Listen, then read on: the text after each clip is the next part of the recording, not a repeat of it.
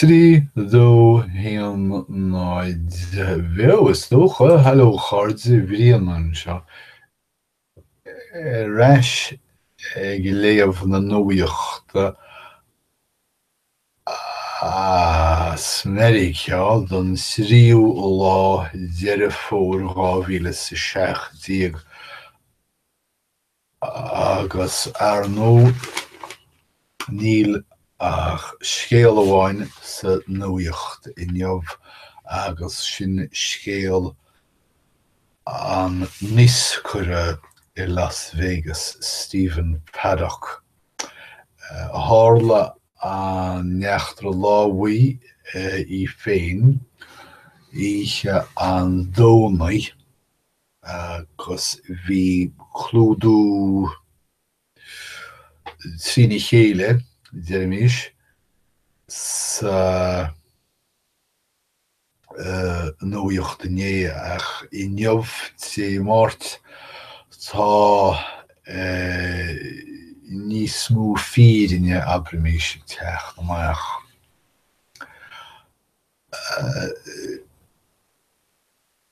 Ní nuair díag agus dá ichiad marmh.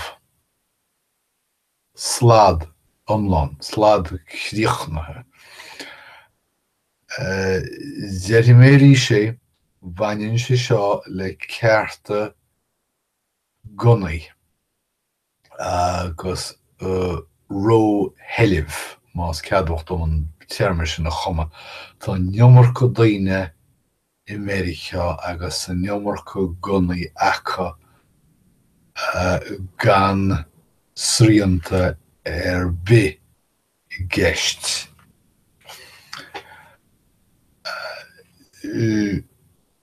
An ard agus chiarthúthail go hiomlán a tharraing an fear seo ar Las Vegas agus go fúil tá póilíní ag lorg bunchúise.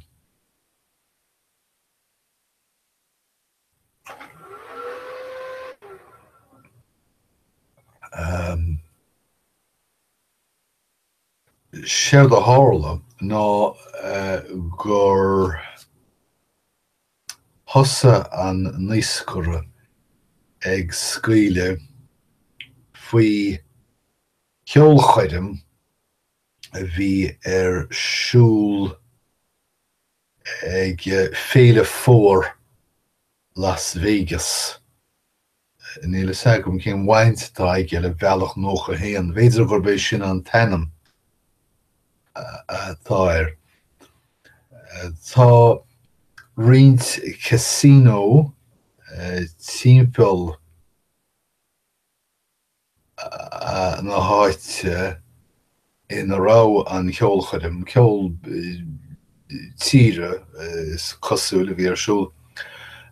I measc na casinos bhí óstán Excalibur, óstán Luxor agus óstán an Mandalay Bay. Agus ba ón Mandalay Bay thosa an níoscure ag scaoile. Fuair sé foireann siomraí, Sweet Peter, níl sagam an ceirdéal focail atá weim don téirme sin. Sweet chógála, sweet riomhairí, siomra riomhairí. Fuair sé Rá seán is cosúil ar an nithe an sríocha dó urlár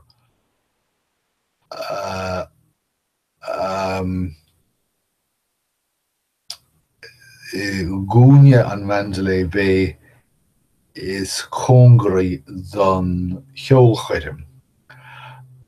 Ar nó bhí daoine ag lorg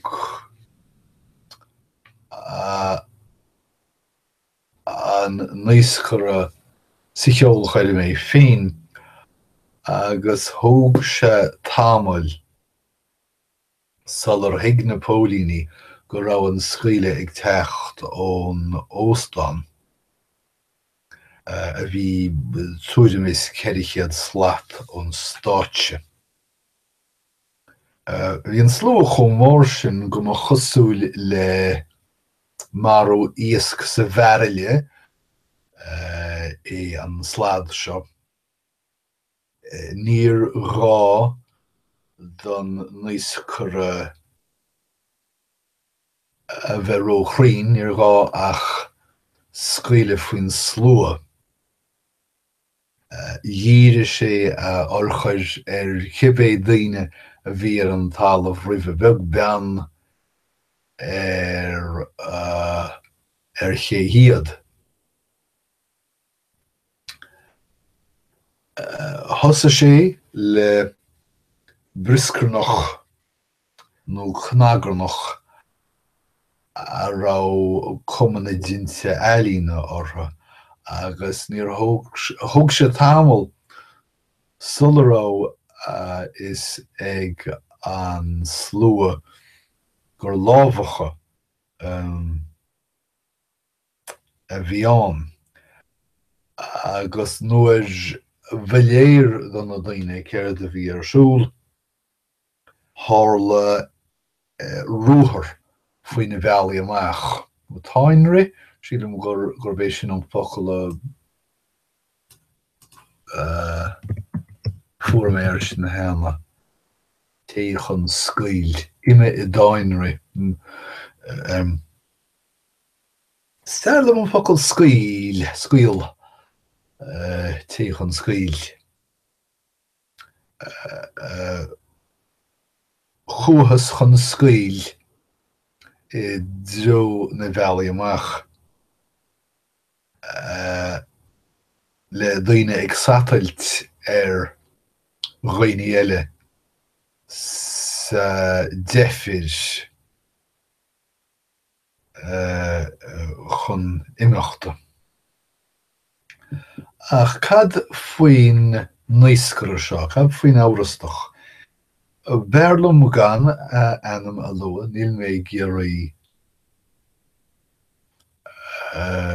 laoch a dhéana de. Ba chosúla go raibh sé ar scor, bhí sé éirithe as ábhair agus airgid déanta ag in agus cearúchas ba chosúil gom cearúchach. Sé, sílim gur bééis sin an focail ach gomachchan é cheáil. Cearúach go leis céir. Is dócha gom ba chosúil gom cearúach crothananta é. Ó sé. Is féidir le bhád a bheith neamh éistethe, an féidir le duine, nglacha sibh leis an meafar sin. Bhí sé neamh éistethe, neamh cheangailte.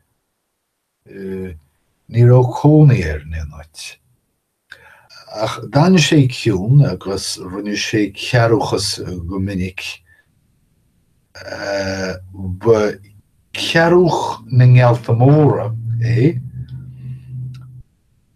a rá aithne ar go farsing I casinos Las Vegas.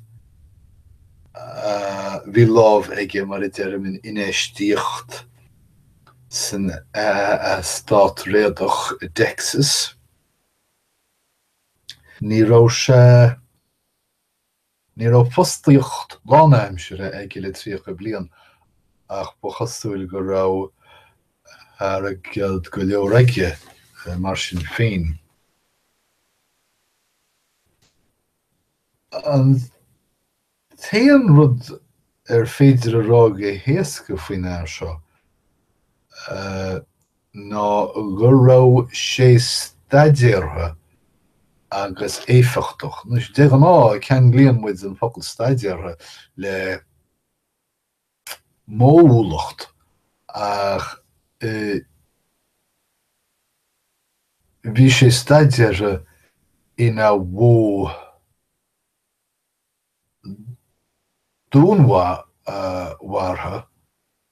dúnmhairthe lean sé bealach díreach cuaramach ciún staidéire pleanáilte agus bhfuil léir go raibh sléocht riontinnéiche ón tús. Cuirí mé an tionsaí uafásach seo leatlaomh agus racha mé ar aghaidh. Meiriceá den domhan tá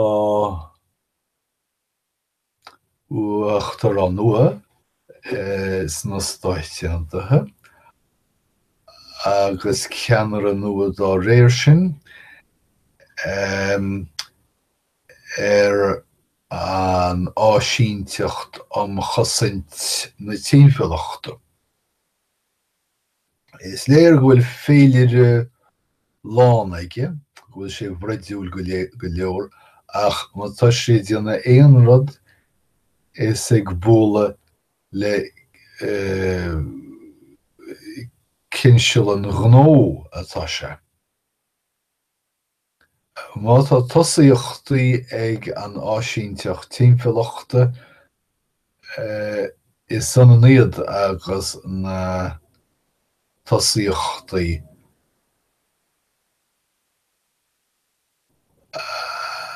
tá ag péardaí an tionscail freisin fáiríor.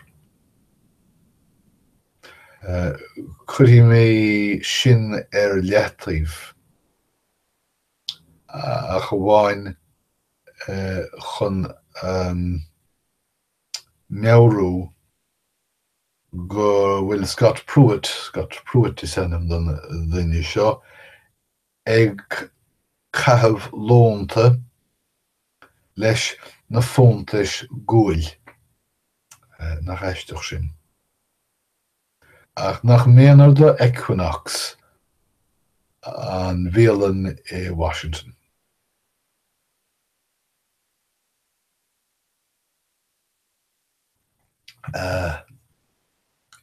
Idir an dá lín sé me eile tá weimmen seo.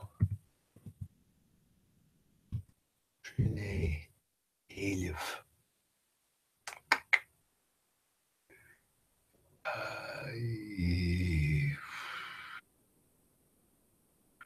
Ceap go leor tá na fathaí Gulúisteáin I Meiriceá ag éilimh todhchaí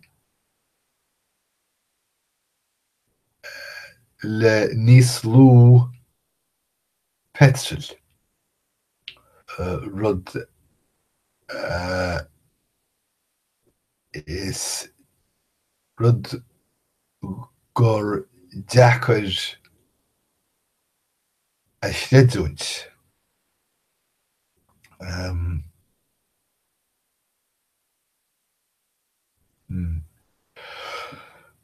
Tá an tín ag bogas I treo seo, tá California ag bogas I treo seo, an mugchaí Detroit sa treo céanna.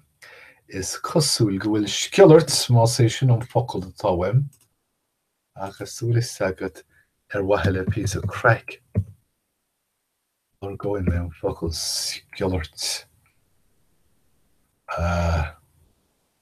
Peter Nachlor gooi.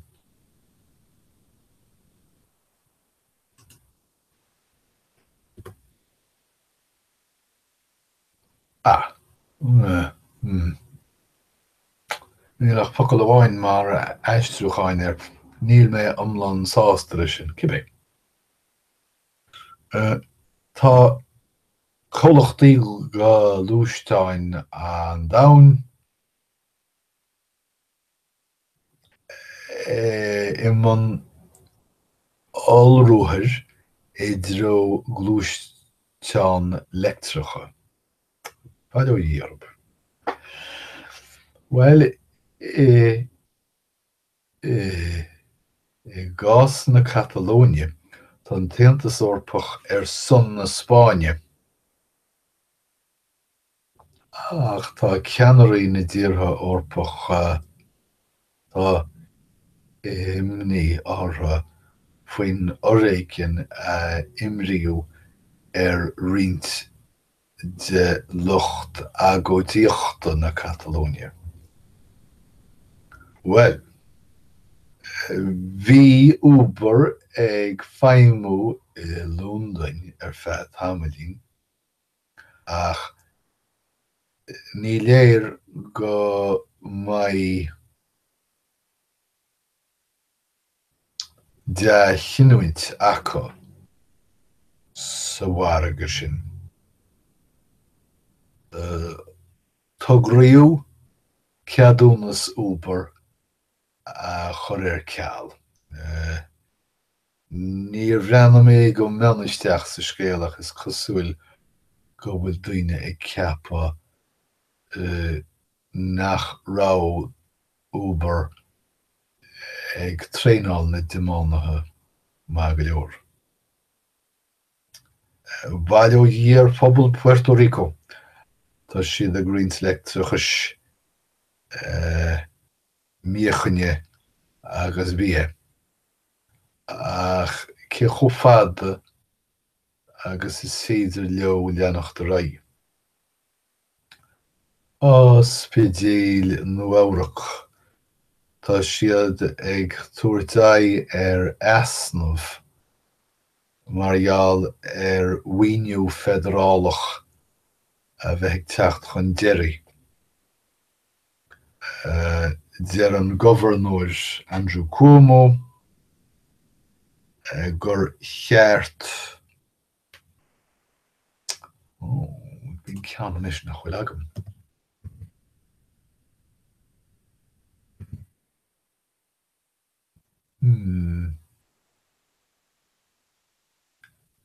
Líntán sábhála. Caitheann mé sin is scríobh síos. Smaile mé. Gur cheart don chathair líntán sábhála a thabhairt do na hospidéal atá gceist. Ní chuifinim céir do rinne sé. Leag Can Rahimi buama I Chelsea agus bhúil racht ferige agus an tríolaigh tosú agus cathú amach sa gúirte. Dill sé chun leiscéal a gháil. Ha.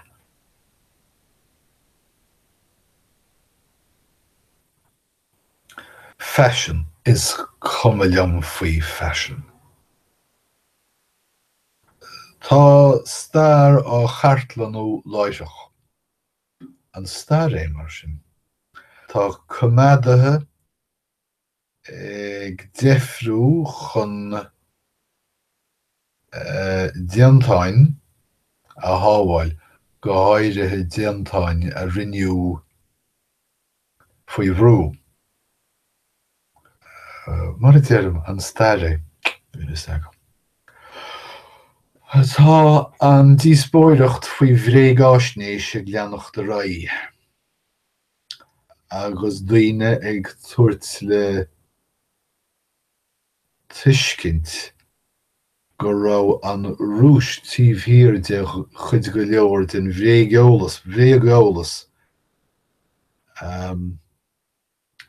chuirú ar fáil chun tionchara imirt oltáchan 2016.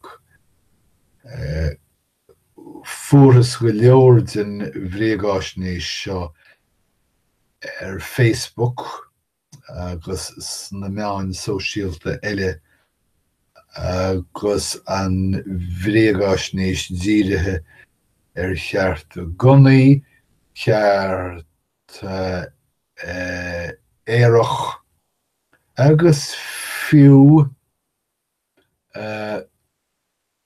locht.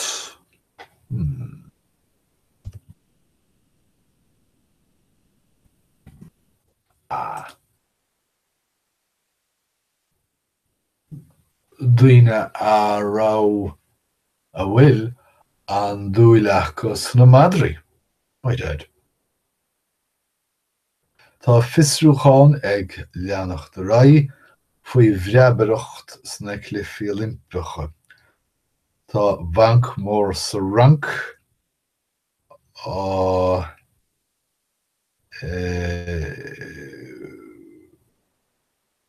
Isrú mar gheall ar a ról I Meartas chun cíntiú gomach Rio de Janeiro mar óstchathir don na Clifí Olimpeacha sa bhliain 2016. Mílte móra tá faitís ar eolathe faoi bhíolta móra dronacha. Dronacha. Agus na cínéire buíhannom mílte móra cearta chuirt ar bacharnó í an sinach.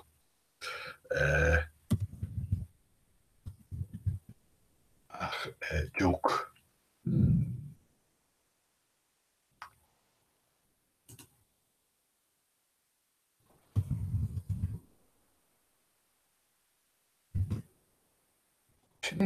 By dead ceart mhíl mór. No míl mór ceann báha. Ceann báha. Míl mór nair. Ceart mhíl mór an túisgirt. Ceart mhíl mór a deisgirt. Ceart mhílta. Cé aige a bheithis. Ceart mhíl. Agus sin tá méid tíochna tá sagam go ráma ag bladar ar feadh roiáda inniuh ach ceann léamh nach dorlóidh sé arís tá sin na bhaid an iommarcha ach ba é an scéal ó Las Vegas chur a leag as má chosram mé má ag an tú leitna. Ok, cíoch nóid mé. Guím rat dé ar bhléir agus tá súla go maid ag cainslí chéile a rís san bhád. Slán.